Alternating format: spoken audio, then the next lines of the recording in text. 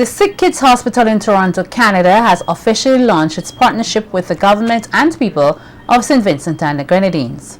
According to member of the SickKids Hospital, Vincentian Melanie Kirby, the initiative is a not-for-profit collaboration with various institutions which strive to improve the outcome and quality of life for children with cancer and blood disorders living in 6 Caribbean countries, namely SVG, St. Lucia, Barbados, Trinidad and Tobago, Jamaica and Bahamas. The journey began about 4 years ago, supported by a very generous donation from a mother of a patient of ours at SickKids, who was one of Dr. Blanchett, who's our co-lead, is Barbadian, and this was one of his patients, and he kept, probably knowing Dr. Blanchett, going on and on and on with his mother about how much she wanted to do back for the Caribbean. So she very generously donated money to the foundation, which got this all started. We all met in Barbados 4 years ago, and that led to us all coming together. Together, our goal is simple: to identify and mitigate existing challenges in the diagnosis, treatment, and management of pediatric patients and enhance capacity in the care of children with cancer and blood disorders. We have a dream to collectively develop capacity through education and resources to support the treatment of children locally living with this devastating disease in the Caribbean. So the intent is not to have the kids have to come abroad, but to treat them locally, enhance what can be done locally, and they can stay at home with their families and not disrupt the entire family by moving. Governor General Sir Frederick Ballantyne thanked the Canadian group for its assistance on behalf of the government and people of St. Vincent and the Grenadines. Also to thank all of you in the audience, because one way or the other you've all been involved in the development of the health service. You know, we call on you for help here and there, and even though you're not named specifically for this initiative, you in the global thing of health for all, and we appreciate that, and I'd like to thank all of you for your contribution. In commemoration of Dental Week, residents of Buckerment Bay and surrounding communities were today educated on the importance of practicing proper dental hygiene. Residents gathered at the Buckerment Dental Center to be educated on taking care of their teeth through various health practices. Ezzie Roberts, representative of sponsor Correa's Hazels, said the company is proud to be associated with the Dental Health Week and to promote healthy lifestyles. We thought that Colgate was a fitting brand to be associated with the week, and here we are today as part of the Dental Health Week, where the team has been going throughout the country, making representation at different clinics and so on, where they held consultations and was able to share many tips and so on, and to guide persons along relative to dental health. We admire the scope of the work that these persons really had to do, and I think that it is highly commendable that Dental Health Awareness Week 2014 has been, I would term it as being quite successful. The sponsorship that we offered was in the tune of about $8,000 relative to, which include Colgate toothpaste and toothbrushes, etc.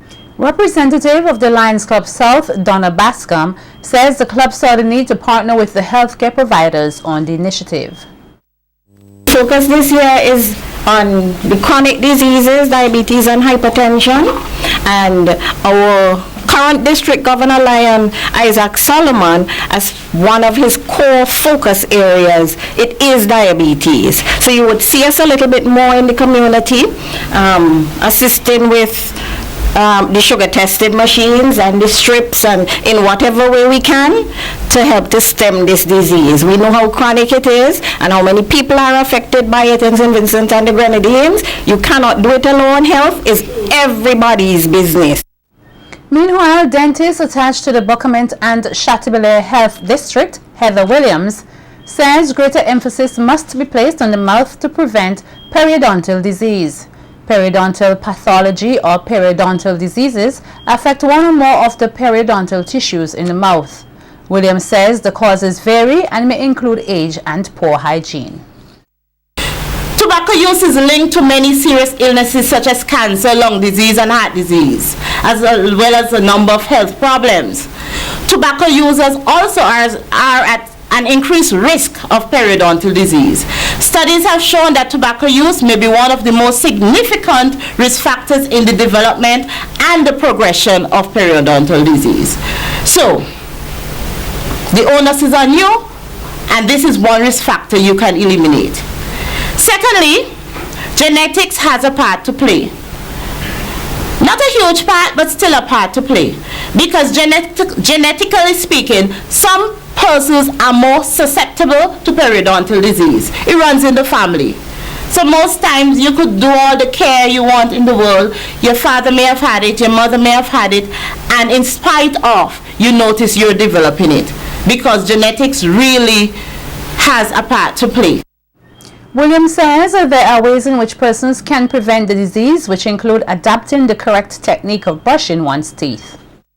If you're going to brush, you have to choose a toothbrush that best fit the size and the shape of your mouth. So it's not a one size fit all. That's why you have an assortment. When you go to buy toothbrushes, you have a variety because none of us look alike.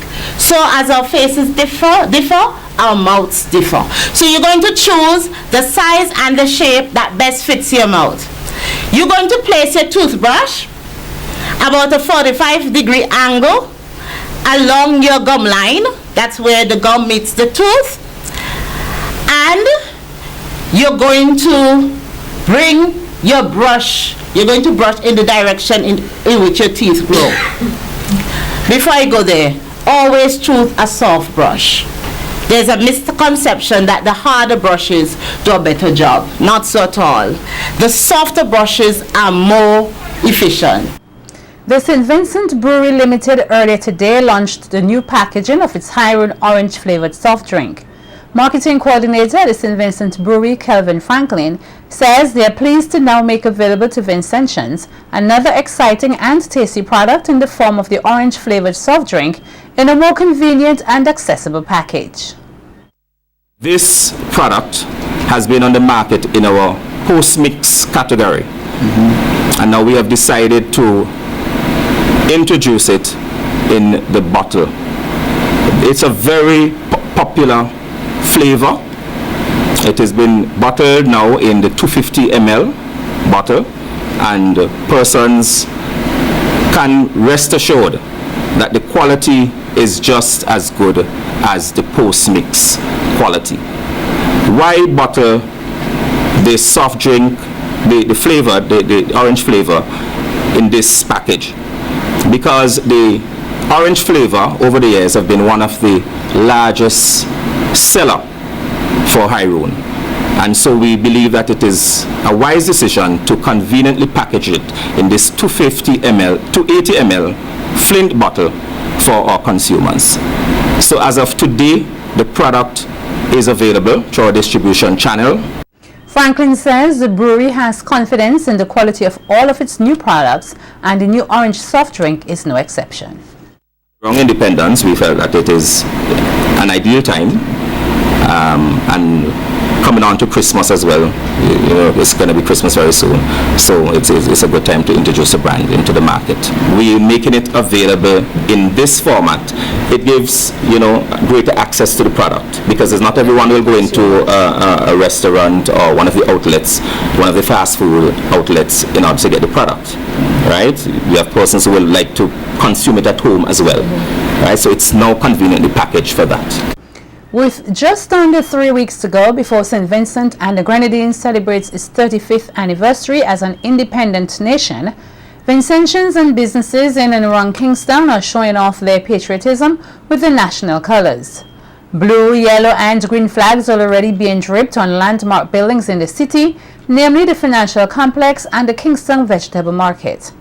Meanwhile, the National Independence Committee on September 29th listed a series of activities that will be held in the month of October under the theme, Working Together to Enhance National Pride.